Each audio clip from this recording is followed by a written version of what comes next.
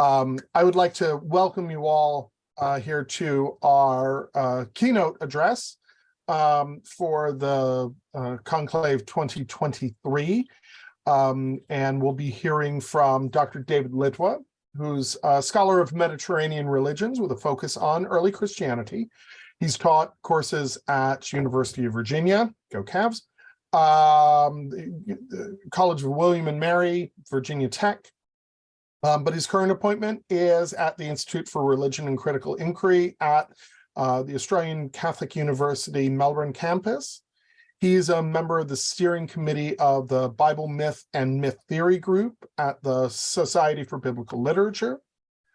And recent publications include How the Gospels Became History, Jesus and Mediterranean Myth, from Yale University Press in 2019, Desiring Divinity, which I admit I have not read, but desperately need to, from Oxford University Press in 2016, and Jesus Deus, the early Christian depiction of Jesus as a Mediterranean God, from Fortress Press in 2014. So once again, I would ask you to join us all in welcoming Dr. Litwa, who's going to be speaking on Hermetic Spirituality. Turn it over to you. Thank you so very much. Yeah, I should make one update there. I am no longer in Australia. I have accepted an appointment at Boston College, and I appreciate all those mention of my works, but probably the things that are more of interest to you or to this group, perhaps, are the very recent works. And in fact, we've done a Talk Gnosis episode on the evil creator, but I also have Found Christianities, which goes through all of the rejected Christianities of the 2nd century. Yeah, an entire book now on Carpocrates, who's a fantastic Gnostic teacher and spiritual leader of the early 2nd century. So I'll just put that out there. I'm going to now share my screen. I realized that as I was going through this presentation, I needed to read parts of it on the screen, in which case I couldn't figure out how in PowerPoint that I could both give the slide and read the presentation. But I'm going to go through elements of, I'm going to go through the slides, which give you a kind of basic overview. Then I'm going to turn to the talk, and then I'm going to show you the slides again, just to kind of reinforce the elements of the talk. So, as was just mentioned, I'm going to be talking today about Hermetic spirituality. I hope all of you can see the PowerPoint. Am I correct? Yep. Okay, fantastic. Yep. And I want to begin with a Hermetic prayer. And this Hermetic prayer is called the Prayer of Thanksgiving. And it's, to me anyway, I think, or I hope at any rate, it's a prayer that you all can resonate with. It certainly does resonate with me.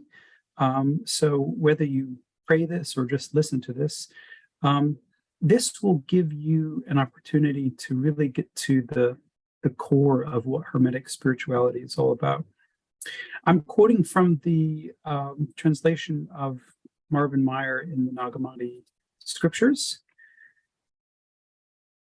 We thank you, every soul and heart who reaches out to you, O name free of trouble, honored with the designation God, praised with the designation Father.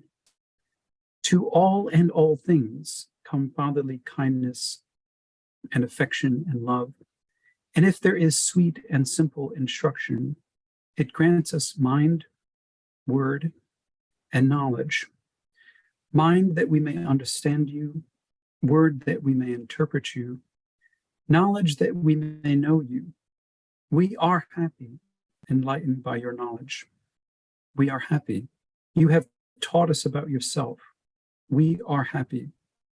While we were in the body, you have made us divine through your gnosis. The thanksgiving of one approaching you is this alone, that we know you, that we have known you, light of mind, life of life. We have known you, womb of every creature. We have known you, womb pregnant with the Father's nature. We have known you, eternal constancy of the Father who conceives. So have we worshipped your goodness. One favor we ask. We wish to be sustained in gnosis. One protection we desire, that we not stumble in this life.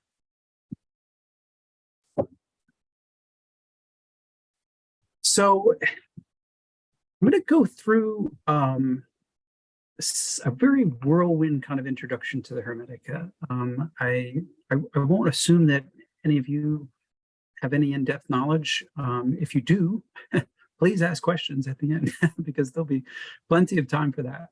I look forward to learning from you. But the short kind of intro is that there are many kinds of Hermetica. And the first kind, which probably most of you may be familiar with, is what I'm going to call the Byzantine Hermetica. And this is a series of 17 tractates that are all in Greek, and they're transmitted through the Byzantine scribes. Okay, goes back to an 11th century manuscript. And our most recent translation of all of these is by Brian P. Copenhaver, who also gives us the Latin treatise called the Asclepius. Now, warning, this book is about to be replaced by something that I reviewed just recently by Christian Wildberg in Pittsburgh. And he is going to replace this volume imminently with his own radical text critical theories. So Copenhaver, it's a wonderful translation. I mean, I highly recommend it, but I'm just warning you ahead of time. This book will be replaced, as it were, with something very different and very new when it comes to understanding what the Hermetica are. So fair warning there.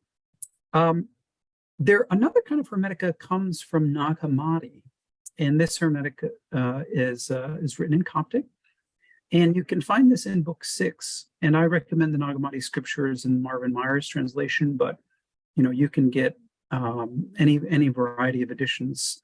This, I think, is no more than $25 US online.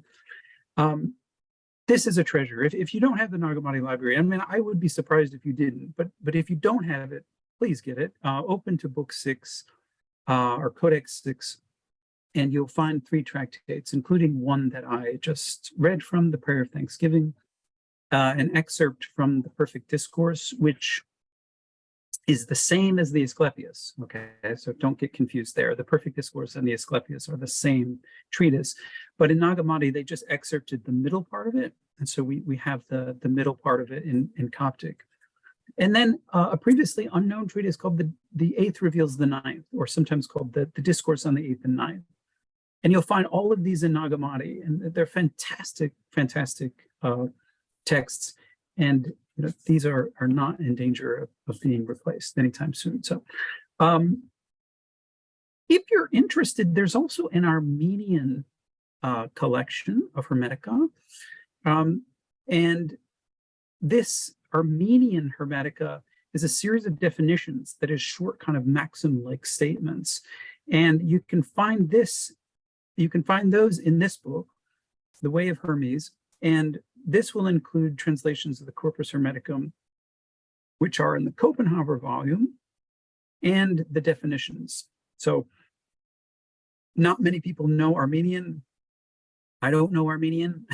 So my only access to this version of the Hermetica is through this translation, produced ultimately by a fantastic French scholar, Jean-Pierre Mahet.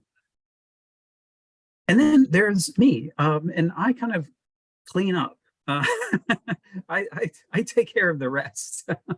So in Hermetic 2, which I designed as a follow-up volume of Copenhaver's, I give you the rest of the Hermetica, which is the excerpts of Stobaeus. And Stobaeus excerpts these Hermetic treatises in the 5th century, and we've got good manuscript evidence for him. This would include things like the Kori Kosmu, fantastic material, new papyrus fragments found in Vienna and Oxford. I collect all the ancient testimonies that we have for Hermes, and I bring that up to the Middle Ages. And I've got all of the Hermetic fragments, or I should say, all of the ancient Hermetic fragments. I don't include all of the medieval stuff, but I do go up to about the 13th century. And so this is material that is very, very important, but is going to be unlike what you're going to find in the Copenhaver volume. Okay. And both me and Copenhaver, we also give notes and introductions. So, if you're wanting to go deeper into the introductory material, or really delve into the notes, you can do that through these volumes. So that's your access point. And thankfully, they did put out a paperback of most of these, so they are in the price range of most, thank God. Okay. Well,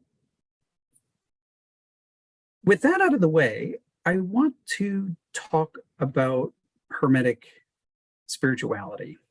Okay. And this is really important because there's been a recent great book that's been published on Hermetic spirituality by my friend Wouter Hanegraaff.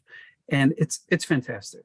It's fantastic. I mean, your first port of call, if you haven't read the Hermetica, is to read the actual Hermetic text. But this book on Hermetic spirituality is great.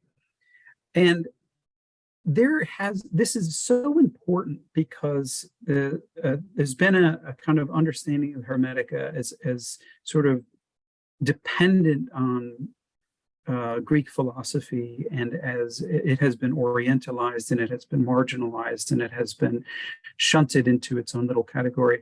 And people who read it for intellectual and academic learning often miss the kind of spiritual aspect of it, because it really asks you and invites you to enter into an altered state of consciousness. And this is really what Wouter's reading is all about. And I want to kind of give you my take, but I want to have a disclaimer because the Hermetic literature is so vast and so diverse that I can't stand here and pontificate exactly, that there's one Hermetic way. Because the fact is, if you were to pick up Copenhaver's volume and then you were to read mine, which would give you most of the Hermetica, you would come up with variations, because the treatises themselves, they're not by one person, they're by many people, and they don't always agree. So this is really important to keep in mind. I'm not giving you anything like a creed.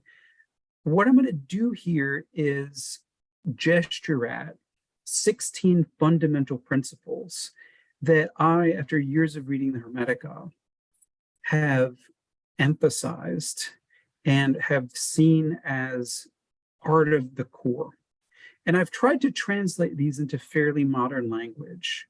It really is an amazing experience going through the Hermetica. It's an experience of absolute wonder. And I think it has so much to say today to people of all sorts, of all faiths or none. It is a living tradition and a living spirituality. And I hope that you can resonate with some of these principles. So as I said, I'm going to go through these quickly on the PowerPoint, and then I'm going to give my fuller explanation after we read through these. So just to prepare you. So principle 1, all religions are insufficient. There is always a source above God or gods. Okay. That's principle 1. 2, the source is beyond cognition, but can be described as light and life. 3, humanity is the divine child of the source. Our essential human, using the Hermetic language, cannot die. And our essential human combines both genders. 4, deathlessness is realized through gnosis. And gnosis is knowledge of what humanity, capital H, really is. 5, the world or nature or our cosmic system is a second God. It's a child of God. It's an image of God. 6, science and spirituality are sisters.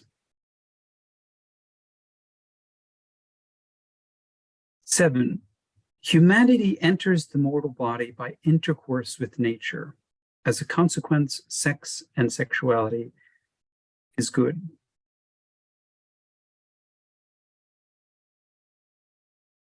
8, the mortal body is part of the world and is therefore good, but the essential human in the mortal body, drowned and clouded by inner illnesses. 9, there are external forces, what are called decanic and daimonic energies, zodiacal energies, and planetary powers, which have an effect on human freedom.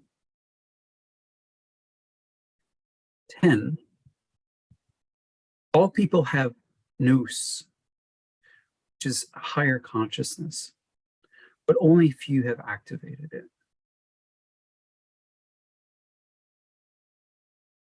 11, there are many rituals and sacraments, but no need for priests. All that is needed is a spiritual guide who can be anyone. 12, the chief human virtue is reverence, or eusebia, and reverence always involves childlike amazement at the beauty of the world, of God, and of other human beings.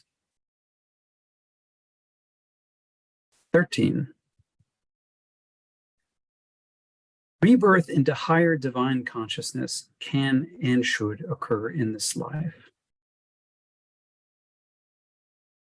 14, there is a heavenly place of punishment as well as retrials through reincarnation. 15, those with nous, or the higher consciousness, when their mortal bodies dissolve, enter into new dimensions called, respectively, the 8th and the 9th sphere. And finally, 16, ultimate deification, that is becoming God or gods, is to become a power in the 9th sphere, always contemplating the all.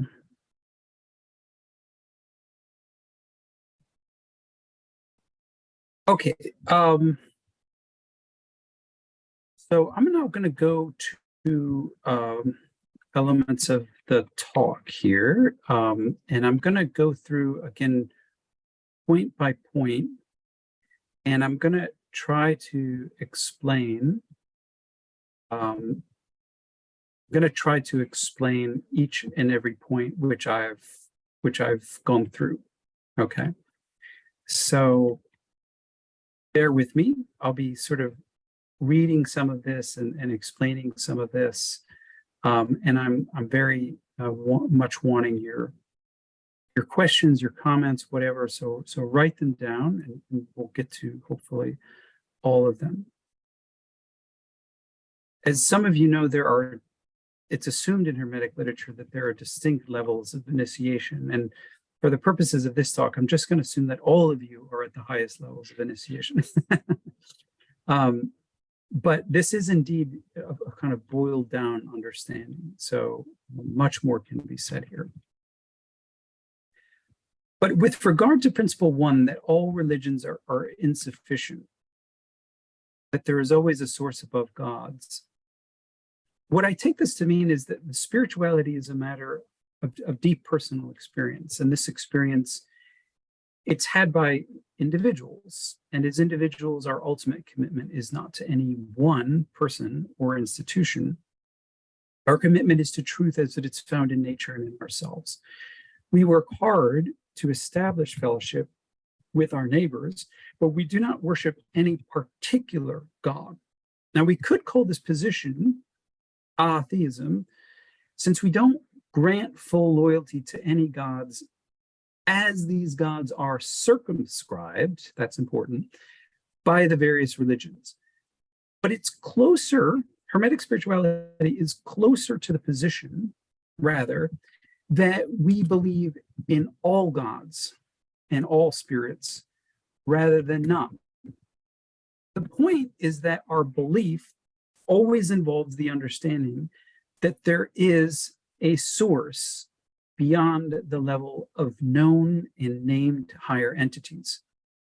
Now, this is not just a doctrine. It really is meant to reflect an attitude of epistemic humility. The only thing we should claim to know is, as Socrates said, that we don't know. And I mean this is the most, theologically important statement anybody can ever really make. Hermetic writers do, or they can and they do call the source God. Okay, you'll see that when reading the literature, but they also make clear that we don't know God's name, nor can we understand the vastness of God's nature. So that's point one. And there's a lot of overlap there, as you'll notice, with the Christian apophatic tradition.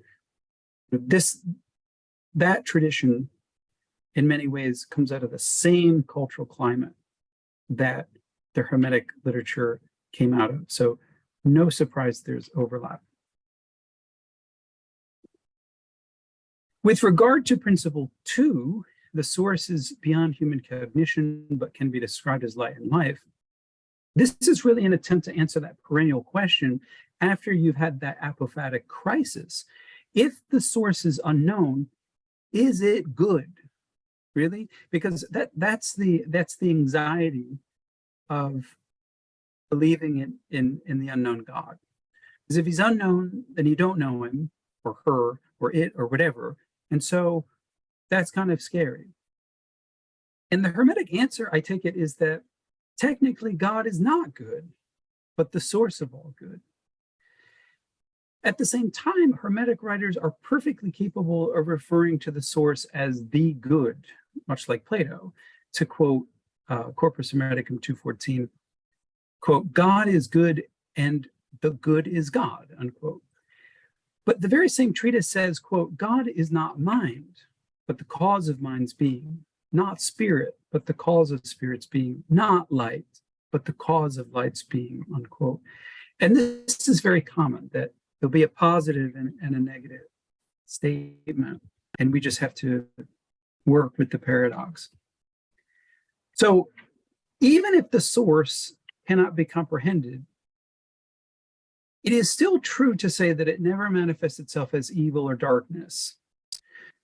The source can be experienced, and when it is experienced as life and light. Thus, it's appropriate to describe the source as life and light, as we see in the first Hermetic treatise, the Poimandres, with the caveat that all descriptions of the source fall short of its reality and blessedness. So with regard to principle 3, this one is really important, that humanity with a capital H, is the divine child of the source, and that our essential human therefore cannot die, because it's the same substance, homoousios, if you like, with the divine nature. And that as an important subclause of this is that our essential human combines both genders.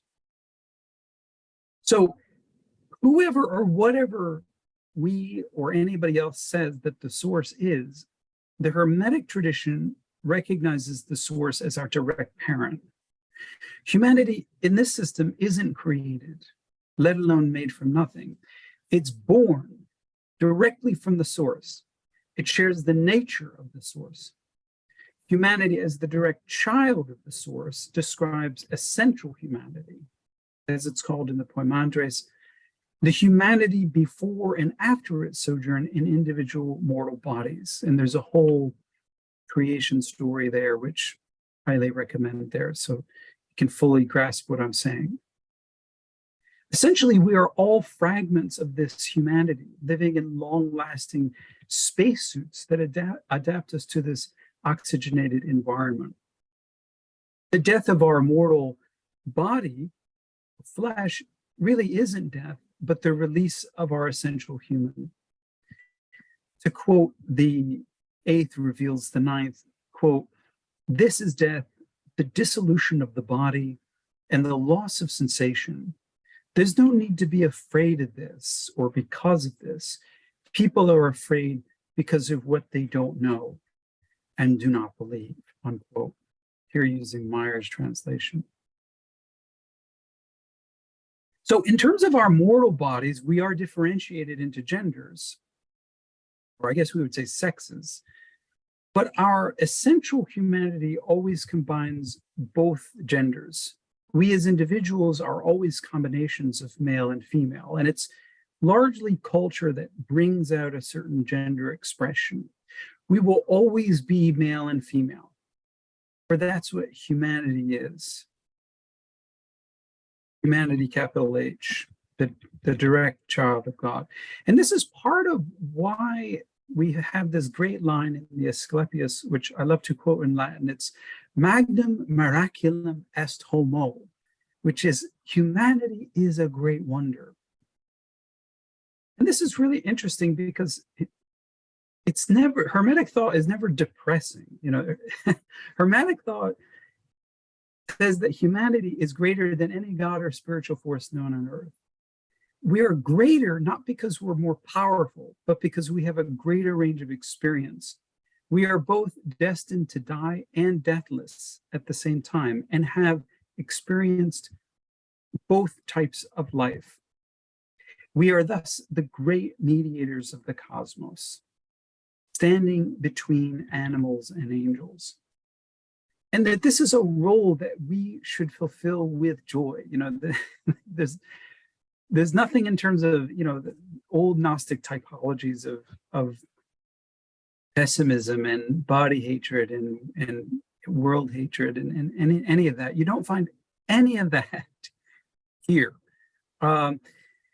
There is a rhetoric of, you know, transcend your mortal platform, but that's a far cry from hatred of the body or pessimism. So that's really important. Principle 4 was deathlessness is realized through gnosis, namely knowledge of what humanity really is. And in the history of scholarship, you know, people have tried to pigeonhole Hermetic thought, Hermetic spirituality into gnosis or Gnosticism, and it's never really fit. So it's always been a kind of problem child. And people don't know what to do with it. And so, frankly, most of scholarship ignores it. But they're definitely interested in gnosis. Gnosis just meaning the intuition or the deep knowledge. And what's really interesting about the Hermetica is that we are what we think. Humans die if they think they are mortal. But in reality, death is taken to be an illusion, and knowledge of our essential deathless nature actually affects or realizes our immortality. Once you have the gnosis, you have the immortality, that they come at the same time. And we receive such knowledge through myth, which is the truest kind of speech, even if it seems like a fable. Unlike in Pauline thought, if you're familiar with the New Testament, we don't become children of the source through adoption. We're all natural children, fragments of God's only born child, infused with God's breath from eternity past, that part from the Cosmos.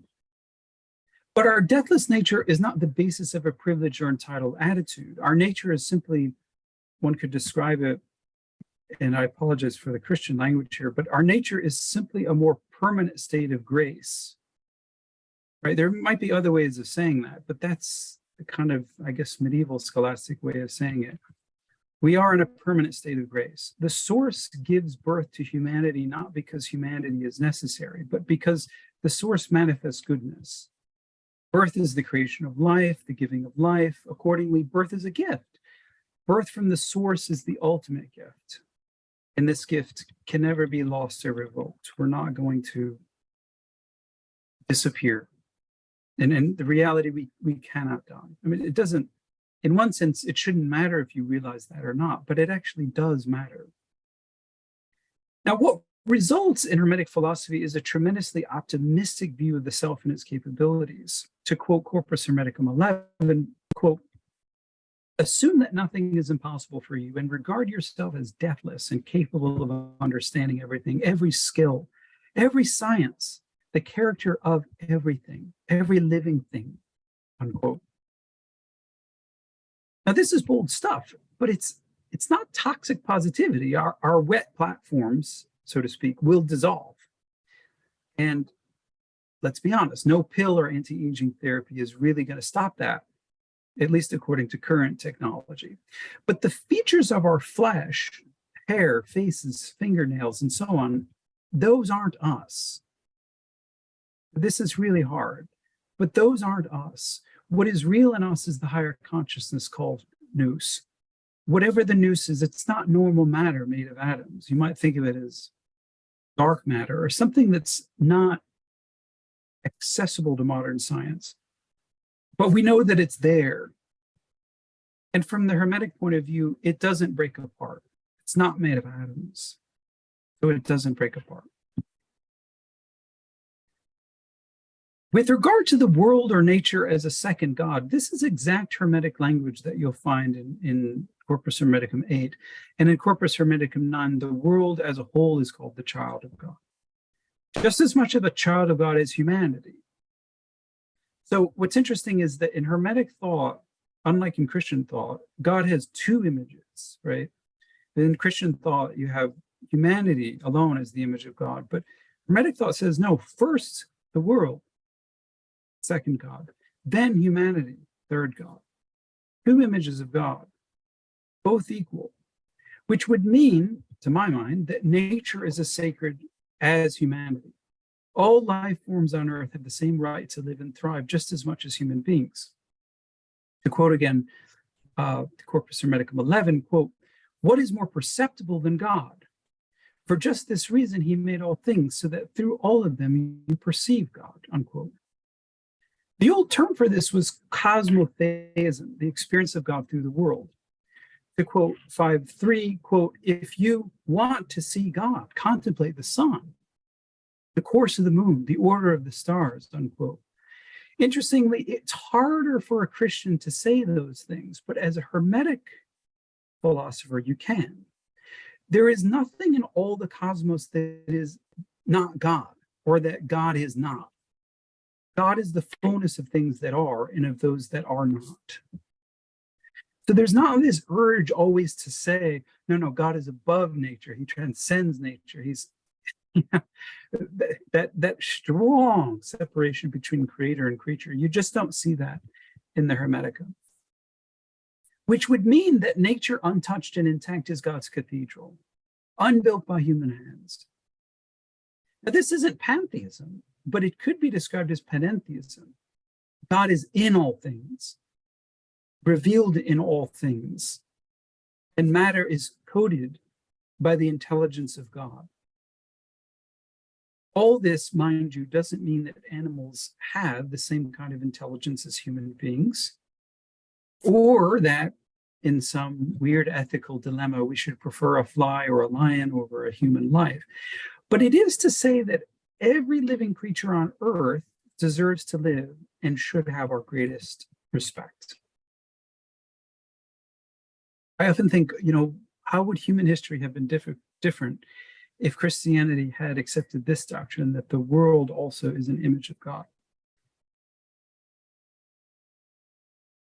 Principle 6 is that science and spirituality are sisters. Hermes Thrice Great was viewed as an ancient sage and spiritual guide. But interestingly, if you know anything about him, he was also viewed as a scientist, an inventor, and a knower of all sorts of wisdom, from metallurgy to making amulets to astrology, etc. So there was never any tension between science and spirituality or theology and philosophy. They are exactly one. So I don't have any problem referring to Hermetic philosophy. It isn't the dry as dust analytical philosophy you would have today, though. But the disciplines of Hermes are many: engineering, astrology, astronomy, creative writing, medicine, botany, music. All these arts were important to ancient Egyptians, and they ascribed to Taut or Tot, who became known as Hermes. Now, I'm not saying that, Hermetic literature, in its attempt at scientific explanation, is always correct. In fact, to us, it seems wrong and outdated. But I think what counts here is that there is a search for truth of all sorts. So if you're a scientist or an engineer or a metallurgist or a doctor, the truth is you have no less access to Hermetic truth than a preacher or a spiritual guide. Or, God help you if you're an academic. Everyone has equal access. The seventh principle is that humanity enters the mortal body by intercourse with nature, which would mean that, here's my inference, that sex and sexuality is good. So as individual humans, manifestations of the ultimate human, we must consider ourselves visitors and migrants to the world. We arrived here when our primal and divine ancestor saw him or herself, it's both, in nature, and had intercourse with nature. This active intercourse became the model for how love is expressed by human beings. And this explains why humanity is naturally attracted to the beauty of nature. And it also acknowledges that sex and reproduction are entirely natural. In fact, it's the injunction of the source, if you read the Poimandres, that we are to increase and increasing. And in the Corpus Hermeticum too, childlessness is considered to be a curse. In the Asclepius, sexual intercourse is called a marvelous image of the divine mysteries performed in secret, but ridiculed when made public. Love and falling in love is something beautiful, but erotic love can degrade into lust, which is distraction and a hindrance to understanding our true nature. But the marriage of humanity, or higher consciousness, and nature, the flesh, is good, even if it is temporary. Going to principle 8, the mortal body is part of this world and therefore good, but the essential human in the mortal body is drowned or clouded by inner illnesses, by which the Hermetic authors meant things like ignorance, rage, greed, spite, malice, and lust. And the technical name for this is the passions. And I've never liked this as a translation because, in modern English, to be passionate is to be something, good. But in the ancient speech, your passions are these highly negative and wild emotions. All this is to say that apart from some systems that also grew up in Egypt and Alexandria, humanity does not fall into flesh. Flesh is considered the good creation of divine reason. But it was never designed to last forever. And because flesh is connected to a system of sense perception, the barrage and the flux of incoming sense data can distract and mislead unwary souls. As a consequence, we all live in a sort of haze, unaware of our direct connection to the source. Flesh is also subject to psychological and emotional diseases, addictions to pleasure, and the experience of negative emotions that cloud the mind, corrupt peace, and block knowledge of reality. What this means is that we come into this world damaged. Our soul is damaged, and it learns bad habits by following pleasures. But what this also means is that our sin, if we call it that, is largely unchosen. And the chief sin would be ignorance, because we're unable to really make a decision about what's good for us based on sense perception. And ignorance is its own punishment. To quote Corpus Hermeticum 11:21, ignorance of the divine, that's the ultimate misery. Going on to principle 9, we're more than halfway done here. There are external forces, decanic and daimonic energies, zodiacal energies, and planetary powers which affect human freedom. Now, this is the ancient way of saying it. Some of you may be into astrology. I don't know much about modern astrology, but certainly the Hermetic authors were very interested in ancient astrology or astronomy. There really wasn't a distinction in the ancient world. They did agree with later Christian thought that the human will is free, but they also, I think, quite reasonably recognized forces in heaven and on earth that make life in the body very limiting and difficult. These external forces are summed up in the word fate, which is something the Christian tradition has tried to push away and not really recognize. But the human higher consciousness or nous is not subject to the power of fate, according to Hermetic literature. What is subject to fate is matter, which includes your fleshly compound. And that's what comes under the physical energies of the cosmos. And in ancient terminology, our mortal bodies are controlled by these cosmic energies, such as astral rays and planetary powers. But from a modern perspective, although I think most of us would acknowledge that the sun has a great effect on our lives and sometimes on our moods, we still might doubt that the planets have the same sort of effect. At the same time, we might generally concede that our bodies are controlled by factors of our larger environment, which would include the culture in which we were born, our government, our social circles, as well as by genetics. Now, nothing would seem to be closer to us than our genes, but in fact, DNA sequences code only for our mortal platforms, not the essential human or our higher consciousness. This means paradoxically that we're not actually our moods, our dispositions, or even our personalities. There's something deeper, and our DNA codes for certain temperaments, susceptibilities, temptations, character flaws, and so on. But our freedom is always limited by our three-dimensional bodies and the forces that exert control over our flesh. But none of that, again, is us or considered us by the Hermetic tradition. What is considered us is the nous, the higher consciousness, which everybody has, but few have activated. So it's trying to say that, yes, we're all in a permanent state of grace, but it's also trying not to be elitist, which is to say that, those who've activated nous, they don't get an award. But yeah, unfortunately, that's a very few people. And the reason for that is very simple, that the distractions of sense perception overwhelm most people. And here I definitely include myself. Perceptions and images that cause pleasure are, frankly speaking, addictive. I mean, we've learned this from social media. And they have the capacity to block our access to our higher self, our transcendental imagination, which is sort of like an island of peace amidst an ocean blasted by storms and wind. And in many people, in fact, most, normal brain functions that feed the ego or rational mind are taken to represent the whole of who we are, such that for the vast majority of the day, we're not even aware of our higher consciousness in union with the divine. And as a result, people have to be told that they have a higher consciousness and they must work to activate it. And regrettably, the dominance of the rational mind, which in Greek is logos, probably, in modern terms, housed in our frontal cortex. The dominance of that cortex and the distractions of sense perception combine so that most of us are overwhelmed and we never tap into our higher self except in dreams or when using mind-altering substances.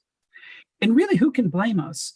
The commercial industry is designed to barrage us with advertisements that awaken desires for things that ultimately cannot satisfy.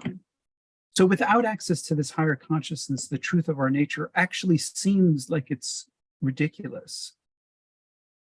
And in the state of ignorance, most human beings simply reject what is better for them, sort of like a toddler who refuses to turn off the TV.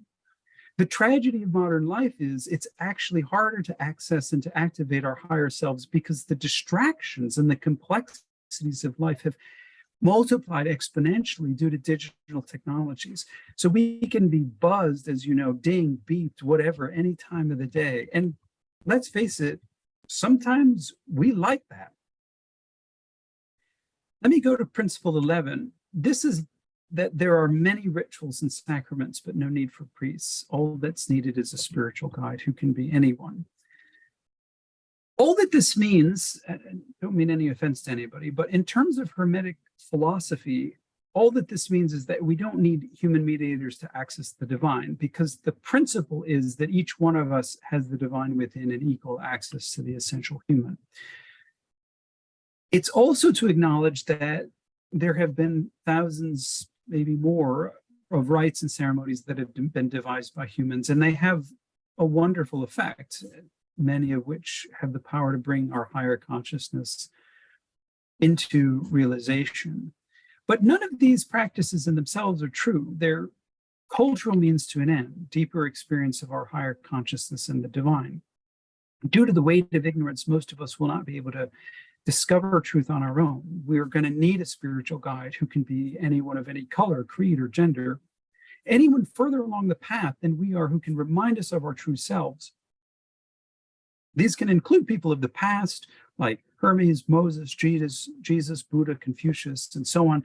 But your spiritual guide might be your best friend. There never was and never will be a need to distinguish clergy from laity. The people farther along the path aren't actually separate from us by rank or status, though respect, of course, is always due to those who have helped us. With regard to the chief human virtue, which isn't love or faith or hope, but reverence, reverence is this childlike amazement at the beauty of the world, of God, and of other human beings. It is the acknowledgement, I think, that the world is really and truly an amazing place. I mean, in many ways, we've kind of ruined it, but the world, when you really go out and experience nature untouched, is an amazing, amazing place. And the world, again, is the image of God and of the incomprehensible source. So in the daily grind, what robs us of this amazement at the world is the familiarity and the routine that dampens any kind of reverence or gratitude. But what reverence is it's the renewal of that wonder. It's what makes us humble and good. Reverence in the Hermetic literature is called true gnosis, which I think is really important. It's not, gnosis is not necessarily some kind of cognitive thing. It's attitudinal. And it leads in its train other virtues like love and kindness and joy and all the other virtues. Reverence is the queen and mother of the virtues. Why? Because she fosters them all. 13 is that rebirth into divine consciousness can and should occur in this life. And this is how Hermetic authors refer to the realization of our divine nature. They call it a rebirth. This is famously in Corpus Hermeticum 13. Only the metaphor of rebirth can articulate the dramatic shift in our way of thinking and attitude toward the world and other people. Effectively, we become new people, and we don't have to wait. In fact, we shouldn't wait until after death to experience our higher self. The awareness of our continuity with the source is available now. We need to come to that realization in this life in order to experiencing the aging and decay of our mortal body, not as something to mourn, but as a realization of our true selves. But without rebirth now, we allow ourselves to be reborn in mortal flesh to start the process all over again, sort of like failing a grade in school. So this brings us to reincarnation. And in addition to reincarnation, Hermetic authors, they did envision a heavenly place of punishment if you were excessively evil. But for most of us, if you didn't get it the first time, you simply repeated the grade, so to speak. Which is to say that the source isn't affected by human passions or planetary powers. It's never angry. As I said before, the chief sin is ignorance, and ignorance is the vast majority of the time is its own punishment. At the same time, evil actions are judged, and there's actually said to be a daimon, or a sort of spirit that is in charge of this judgment. And that the place of punishment is not in hell, but it's in the lower heavens. Those able to be healed will be reborn and experience human life again, which is to say that along with our species evolution, we're all going through a personal evolution of the soul. And in the great expanse of time, in the life of the universe, technically, there is no end to the world in Hermetic thought. Even the worst and most ignorant sort of person has at least the chance to become the best and most gifted of sages. And you can do that in one life or many. So although there's not an end to the world, there is an apocalypse, but the only apocalypse is when people cut off or cut themselves off from their higher consciousness, when reverence perishes and people are controlled by their identification with the false self. And this occurs, interestingly, when Egypt, the temple of the world, as it's called, is abandoned. Almost done here, folks. Sorry for the length. 15, those with activated higher consciousness, when their mortal bodies dissolve, enter new dimensions, the 8th and the 9th sphere. So after release from our mortal flesh, we exit the cosmos, and we wake up in a place that's not a place, in a time outside of time, an eternal fellowship with blessed spirits. And in the long course of spiritual evolution, we lose our ego and feel no need to protect our individuality. We become energy in photonic bodies, and these bodies can unite and interpenetrate with each other like electric currents. In this state, amazement never ends, and the expression of eternal amazement and gratitude toward our source is represented by hymn singing. There's a lot of hymns in Hermetic literature, which is great. But all the singing in the other dimension is performed in noetic silence and in union with the noetic energy of our siblings. Which brings us finally to principle 16, that ultimate deification or becoming God is, as the Hermetic authors described it, becoming a power in the 9th sphere, always contemplating the all. One of my favorite lines in Hermetic literature is Corpus Hermeticum 126, that this is the destiny of those who have obtained gnosis, to be deified. And in Hermetic thought, this never means that we become one with the source, the power above all powers. We remain powers subordinate to that source, but we share in the infinity and the omniscient imagination of the source. Our state of contemplation is the perpetual gaze into the infinity of the source, an everlasting state of learning that's done in communion with others. It's a dialogue without words, love without flitting feelings, peace without the distraction of earthly desires, understanding without perception. We see the all by becoming it and enter into every place, space, and time, because we're outside of the spatio-temporal dimension. And in this space, we participate in the fullness of the source without ever exhausting it. Quite literally, the wonder never ceases. Our destiny is to grow up and become eternal children, amazed, ever learning, ever arriving at the knowledge of the truth without ever mastering it. The gap between ourselves and the source remains, but never agonizes, because at that point we will have lost desire, because we are overwhelmed with love, peace, and absolute wonder. And that, my friends, is my take on Hermetic spirituality. I hope that it has caused some questions, some comments. I see the chat is active. I would really love to hear from any and all of you. If I can answer any questions, or if you just want to give a comment, I think that this is a great environment to really let iron sharpen iron. And I really want to thank all of you, Jonathan in particular, for the invitation to be here. Something I should have said at the beginning. It's a real pleasure to be involved in this conference. Thank you. Thank you. I've got I'll go for the first volley, by virtue of the job. The perks are so small in this job that this is the one I got to take, and I like it. Two comments. I mean, we've been recording, and we've been doing these talks for, well, I don't know, 14, 15 years, and we've been recording them for, probably 12 or 13 of that. And so I can safely say I know an instant classic when I see it. I think folks are really going to like this talk. And lots of overlap to some of the things that we discuss in the church. Particularly, I think my own parish folks probably get tired of how many times I use the word panentheism. But I did want to mention also as additional things that you see some of these, there's lots of parallels all over the place, in terms of Christianity and contemplative Christianity. The idea of a spiritual guide that isn't necessarily clergy comes through all over the place, whether it's the Russian starets or the elder, or the Irish anamkara, that type of thing.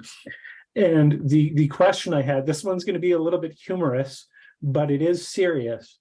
So we often, and some of the home crowd here with my parish in town, there's 4 or 5 folks from here in there. And so we often talk about, because we talk about esotericism, occultism, religion, Gnosticism, Hermeticism, we often talk about where they align and where they diverge.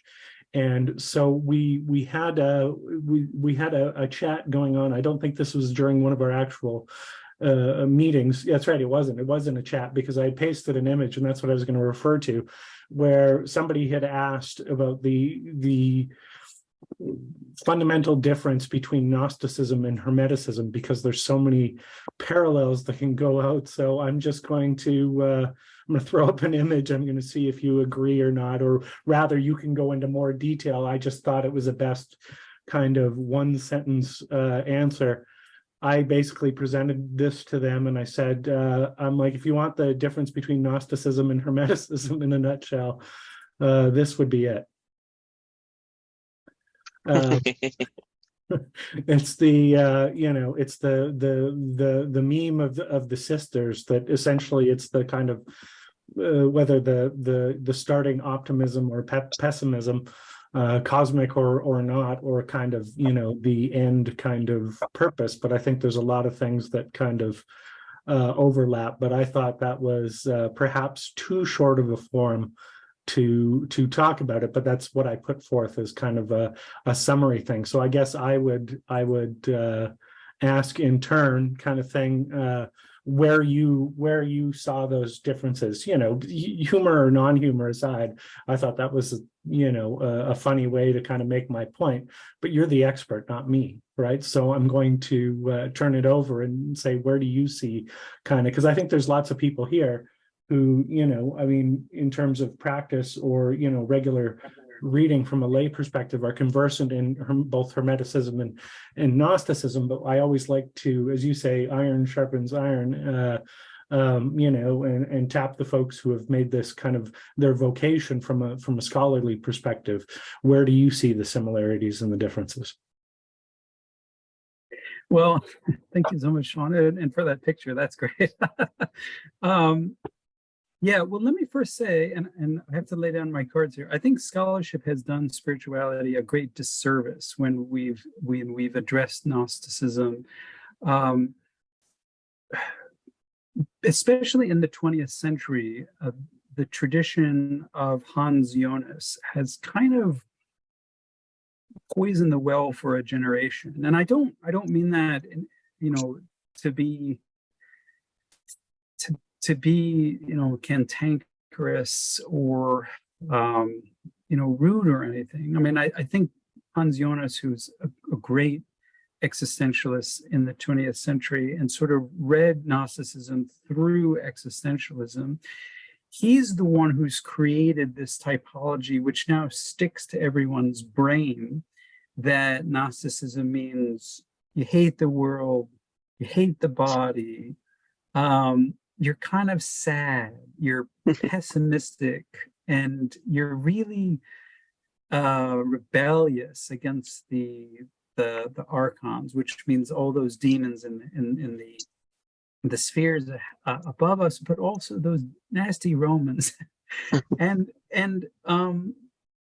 that image of Gnosticism, that series of typologies, which combines it, really, I mean, it's summed up so well by that picture of the kind of, pensive, a little bit like young woman who's kind of like, wouldn't trust anybody, even if they gave them a chocolate cake on their birthday, just looks at them with a sort of almost disdain at the world, and doesn't like anybody, doesn't engage, is marginal, self-marginalizing. All of that comes out of Jonas and his paradigm.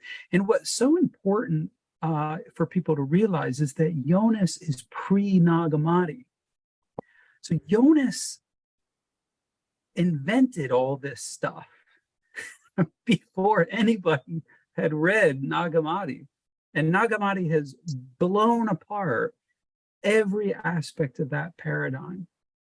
We find joyful Gnostics in Nag Hammadi, thankful ones, politically active ones, subordinate ones. We find Gnostics who are helpful, who are socially engaged, who are part of the public educational system, who are active in society, who are Christian and trying to work it out with other Christians.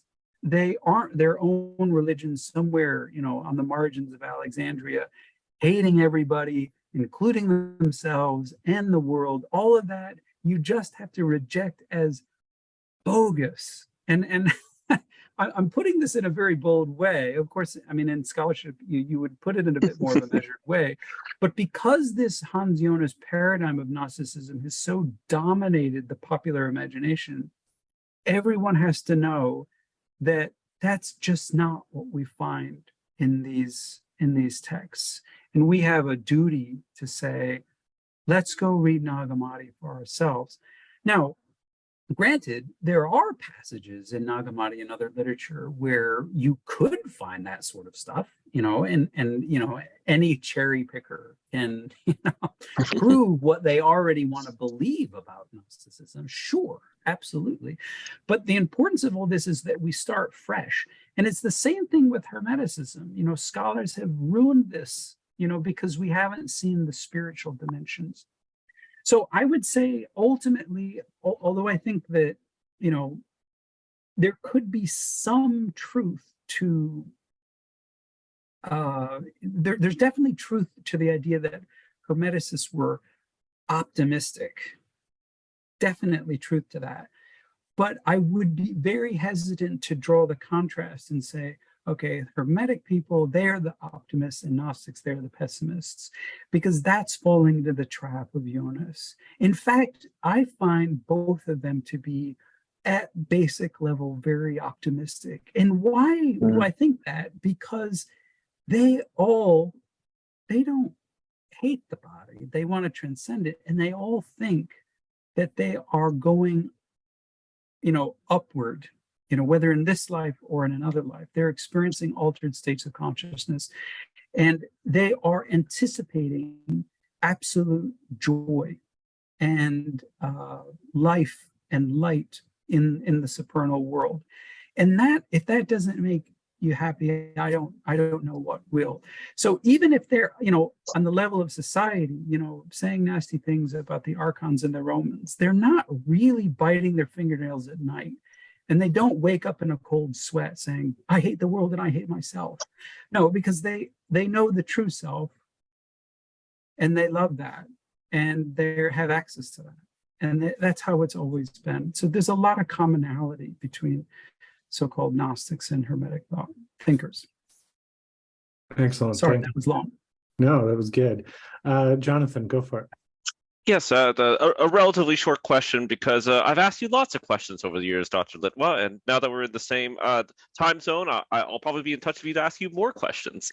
But it's off track a little bit, and it's kind of a plug for you, but it's still on track, which is you do a lot of public scholarship. You know, you do a lot of interviews, you do a lot of talks, you have a Patreon. One, I was wondering if you could tell us about that Patreon, but two, I was wondering if you could tell us both with the Hermetic materials, these other materials, these lost Christianities, why you feel it's important to do this outside of the academy, why you do this para scholarship, why you get out and kind of spread this gnosis, why that's important for you in your academic mission. Well, yeah, thanks, Jonathan. I'm maybe a little bit hesitant to call it para scholarship. I mean, we're definitely, I think we both mean like public scholarship, and we're trying to get to the point where we're saying there's a moral imperative, I think, that on YouTube and on other popular online platforms, there are mountains of misinformation. And frankly, scholars all around the world are just too busy to do anything about it. And too worried about getting tenure to care, you know. The practical dimensions of life is that a lot of misinformation can build over time, and I think from my perspective, whether or not I'll have time for this, you know, in years to come, I don't know, but I certainly want to, and I certainly view the Patreon as a way to do the online instruction the same quality that I would do in any academic setting here at Boston College or any you know good university, and make that available to a wider audience, you know, through hundreds and hundreds of videos,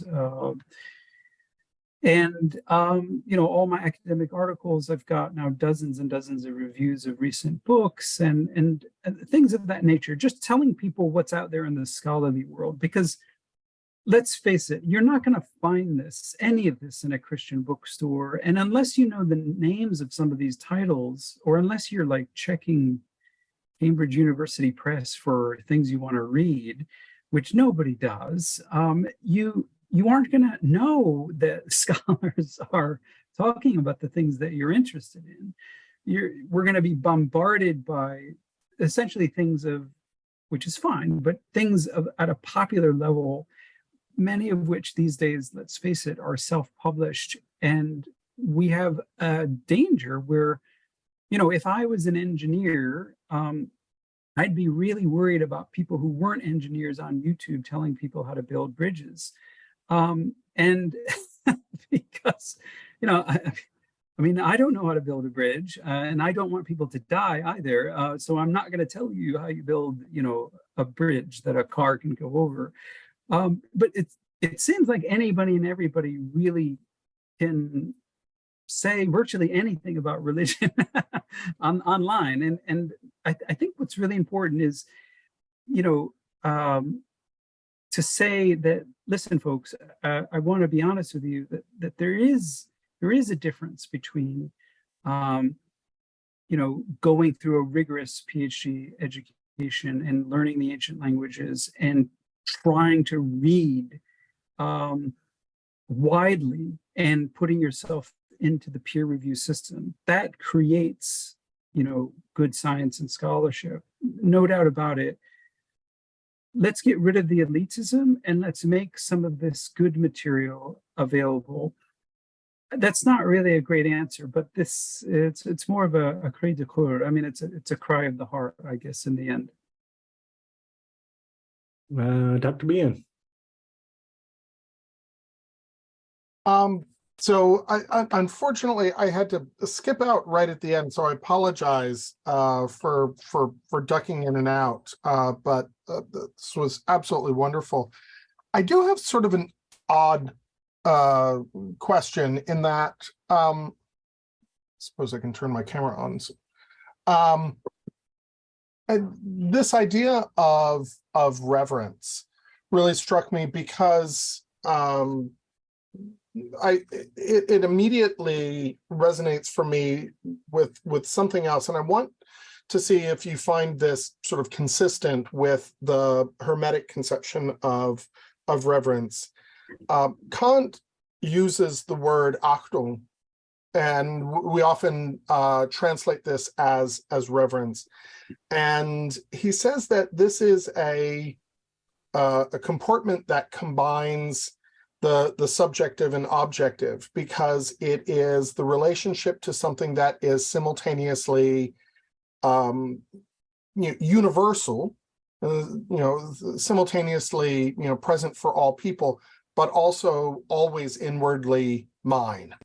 And for Kant, he's talking about the content of reason, right?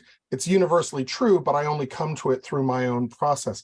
Do you think that kind of doubling, that understanding is consistent with the Hermetic idea of reverence that you were thinking of as this primary virtue? I mean, it certainly could. I think that I must say that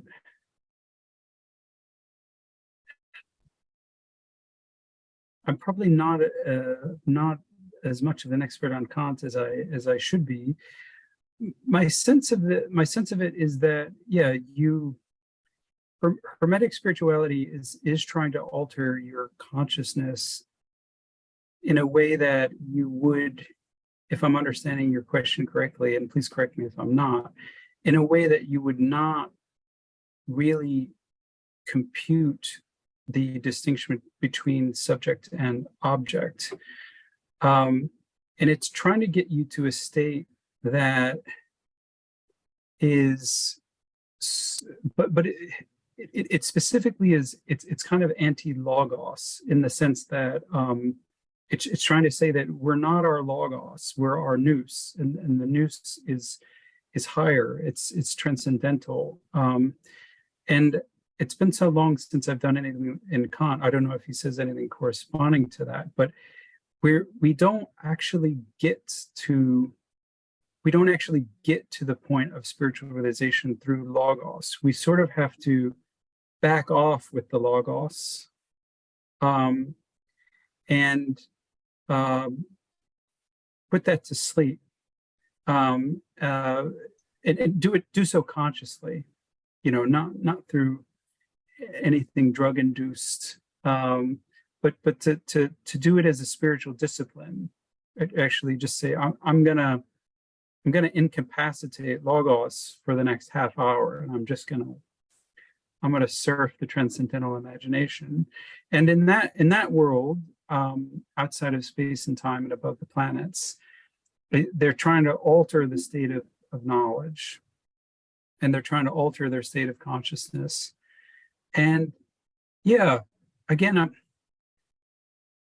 feel free to jump in. I'm not sure that corresponds to anything Kant would do, but it might correspond to something that he thought about. I mean, I'd like to perhaps, and perhaps I'm giving Kant too much credit here, imagine that he is trying to grapple with something that transcends that distinction, and that this happens in reverence. So I was sort of taking a stab in the dark there, just because this is it's something that just sort of occurred to me on the fly. So I really appreciate you at least trying to work it through and help me work it through. So thanks. Scott's got his hand raised, but we had a one before that. Don't worry, Scott, we'll get you in a second. We have one from Alf that says, does the principle of rebirth correlate to the concept of bringing the subtle into the gross as described in the Emerald Tablet? I wish we had that text in front of us, but as far as I recall,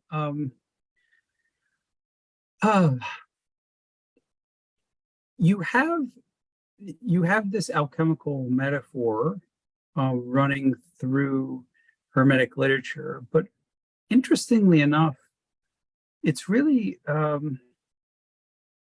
it's kind of a post 4th century thing. It's if anyone here knows Zosimus of Panopolis, who my friend Wouter Hanegraaff thinks was a Hermetic practitioner. He's really the alchemist, and sort of brings Hermetic thought like into the realm of alchemy, and is able to use these alchemical metaphors. Whether there was anything corresponding to that prior to Zosimus, I honestly don't know. And I would have to, I just want to invite you, because I can't fully answer your question without understanding what you understand by the subtle into the gross. So if you can, and we can come back to you, of course, if you want to put in the chat sort of your own sense of what that would mean, I'd be happy to comment on it, but it's difficult for me to do that on the fly. Okay, yeah, Alf, if you either want to chime in or drop it in the chat, and then we can come back to it. Bishop Scott? Hi there. I really enjoyed the talk, and I have a question for you. If someone was not familiar with Hermeticism at all and wanted to do like a 101 on Hermetic spirituality, can you recommend some resources for doing that? Other than like obviously the Corpus Hermeticum and the Hermetica by Schopenhauer and your Hermetica too would be great sources. But maybe something that ties it all together thematically. And especially for somebody in scholarship. Yeah, you cut off at the last comment there, but what I can recommend is actually this new book by Wouter Hanegraaff, published by Cambridge, which is just called Hermetic Spirituality, and I agree and disagree with him in many points. But if you're looking for a sort of overview of a scholar who is taking Hermetic spirituality seriously and being very systematic on how he goes through the literature, that's what I would recommend. Of course, but before you delve into any of the scholarship, try to go through the Hermetic texts once yourself, and just read them without any presuppositions, and then I would say, if you're interested in the spirituality aspect, go to Wouter Hanegraaff's book.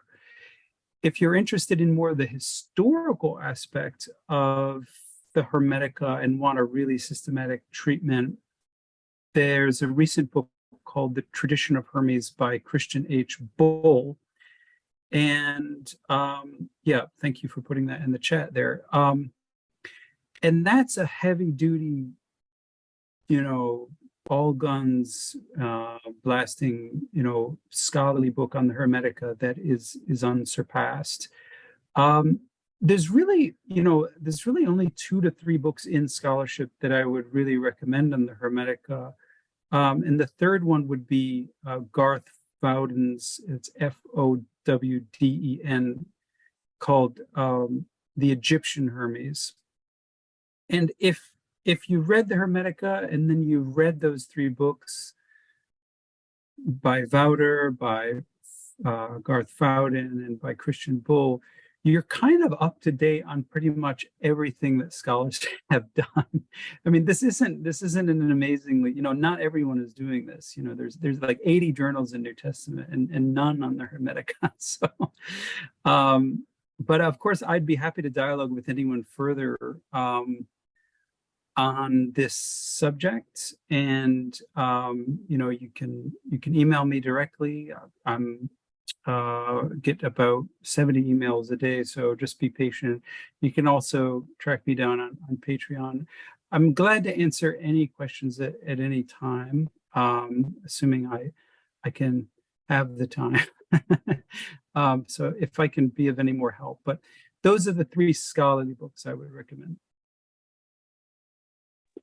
Thank you.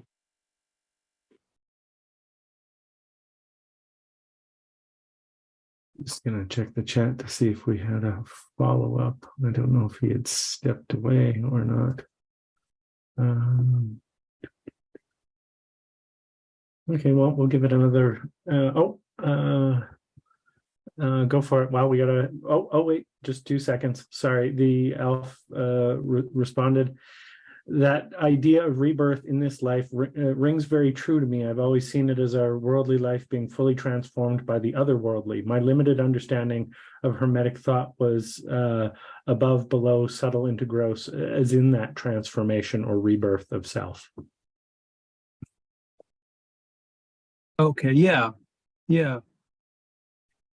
Well, that's helpful. That's helpful, Alf. Yeah, I think, yeah, the people associate the Hermetica with the idea of, correspondence between material objects and heavenly realities. And that's certainly true.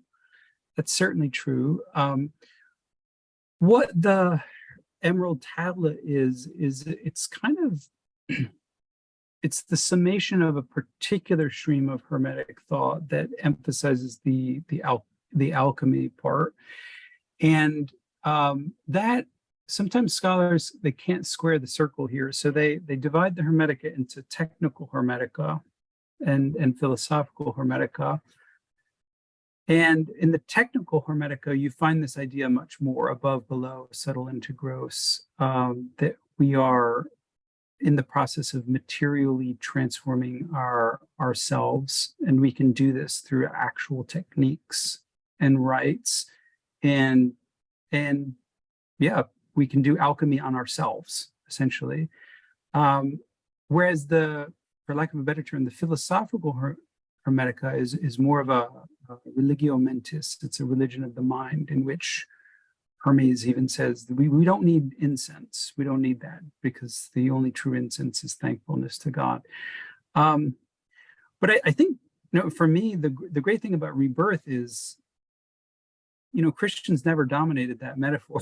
I mean, you've got Corpus Hermeticum 13, which is just such an amazingly rich meditation on rebirth, and it's probably written right around the same time the Gospel of John is, which, the famous, you must be born again. And it's just this amazing confluence of traditions. But I think that rebirth, becoming a new self, the Hermetic thinkers really have an edge on that. They are really incredibly deep on that topic. So of course I would recommend Corpus Hermeticum 13 to you and to everybody. Thanks for your comment. Okay, we've got one more question here. Forgive me if I pronounce your name wrong. Kaifi? Kaifi, yeah, no, that's good. Dr. Okay. Litwa, it's the first time I could, hear about you. And I used to have an interest in Hermeticism a number of years ago, and this kind of really nice that way. But I really liked the way you kind of spelled out these number of principles. And I was wondering, do you have like a video on Patreon about that, or is that in any book or academic essay where we could learn more about that and see them all laid out to just kind of learn more about Hermetic spirituality in the way that you presented it, further? Oh, I've got lots of stuff on Hermetica on my Patreon. Yeah. All sorts of talks and new thoughts on that. Yeah, so that's where I tend to post things. And yeah, I'll probably post this talk on my Patreon. That's probably the best way to do it. So, if you want to catch me over there, that's fine. I mean, I don't mind also just emailing it to you. If I can be of any help to anybody, I try to be as helpful as I can. But yeah, to be honest, there's not a lot of good scholarship on the Hermetica, and there's also the scholars who would do the Hermetica. Aren't really interested in the spirituality side, with the exception of Wouter Hanegraaff, who's really the voice crying in the wilderness. So, yeah, if I can be of any help, let me know. But yeah, these and dozens of other Hermetic presentations will find their way on Patreon. So meet me there. Thanks. Okay. Well, we've covered all the questions, and we've hit the time on the nose. So that was as I said in my initial comment. Oh, I just realized my camera is off. There we go. Not that anybody needs to see my shiny dome, but that was bloody fantastic. And I know this is going to be a popular talk. I know the stuff particularly. I mean, we love the stuff that drills down to the finest detail, but we also love the stuff that takes in the fine sweep kind of thing. The standing at the top of the valley and overlooking the thing. And this is probably it was interesting when somebody earlier had asked about what's a really good introduction to Hermeticism and Hermetic spirituality, and I thought to myself, before long it's going to be this talk, because I think you've brought everything together really, really nicely. So thank you for doing that. And I hope it was as enjoyable for you as it was for us.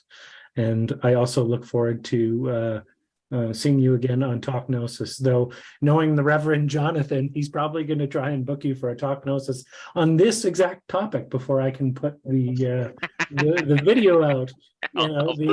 We're forever competing with ourselves. So Jonathan, hold your horses. I will. Well, thank you very much to you, Sean, Jonathan, everybody. Really, it's heartwarming to see you all, and I desperately hope that people such as yourselves are, you seem to be successful at creating community and interacting with scholarship. I think that's so important, and I really appreciate the invitation. I hope that this has been helpful. And if I can be of any more help, I hope to see many of you again. And if you're in the Boston area, let me know. Absolutely. Which actually reminds me, I do have one final comment and a question, because of course I do.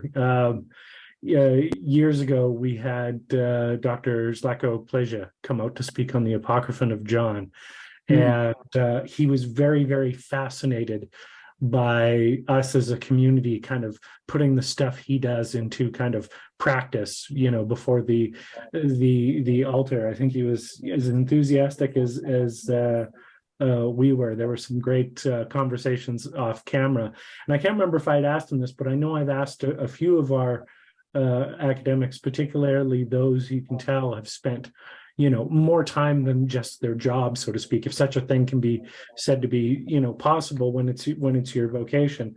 I like to ask this to folks: are you yourself a practitioner of Hermetic spirituality? Oh yes, I try to be. Yeah. No, I very much resonate with the whole, world of the Hermetic, but yeah, as I think I alluded to, like most people, I will be the first to admit that I'm overwhelmed by the distractions of modern life and spend most of my days, feeling like I'm drowning rather than like I'm accomplishing anything. But I guess there's always hope. Indeed.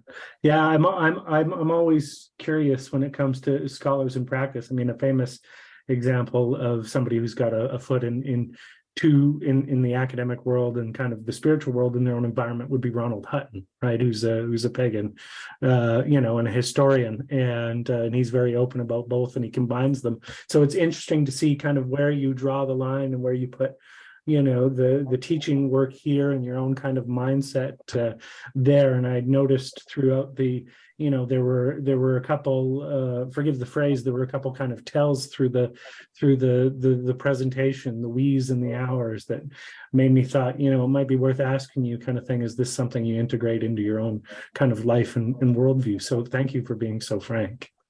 I think it's Yeah, great. of course. Yeah. Of course. Yep. Excellent. Well, thank you, and thank you, everybody. We are back tonight for, let me get the exact thing because the talk is a mouthful. We are back tonight for In the Image of God, Angelic Creation of the Psychic Body in the Apocryphon of John at 7 p.m. Mountain Time. And of course, tomorrow we have Bridget of Ireland with Emer Burke, Joachim of Fiore. That's not the exact Echoes of the Apocalypse, the enduring influence of Joachim of Fiore. The Cult of the Saints, and Women in Church Leadership, a Reclamation. And I may have mentioned it in our correspondence, but you should have links to everything. You are welcome to come and attend and pepper with questions and your own thoughts. So it's always enjoyable. Oh, wonderful. Yeah, if you find any of those topics interesting, perhaps the one on the Apocryphon of John tonight is tempting, feel free to join in. Okay, that's good that you reminded me because I completely missed that. Okay, great. Wonderful. Yeah, definitely. If you're missing any, if you want to attend and you're missing links or whatever, just let me know and I'll fire them over. And for you and everybody, that's 7 p.m. Mountain Time. All right. Okay, fantastic. Thank you so much. See everybody then.